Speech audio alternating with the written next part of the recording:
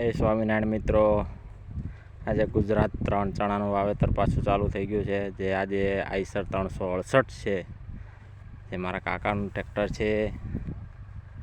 જે અત્યારે તો રમસટી બોલાવે હો, પણ ટ્રેક્ટર વાવણી એટલે વાવણી, ઘટે નહીં કાંઈ, સાહાય સીધો.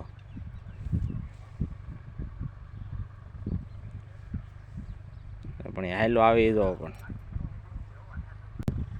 નજીક આવી ગયો ટ્રેક્ટર તો, પણ હાયલો આવે ને ઘૂઘરા કરે. છેલ્લે લગે વિડીયો જોજો, સિંગલ બ્રેક ઉપર વાળી દો એની સ્ટ્રીક. હા,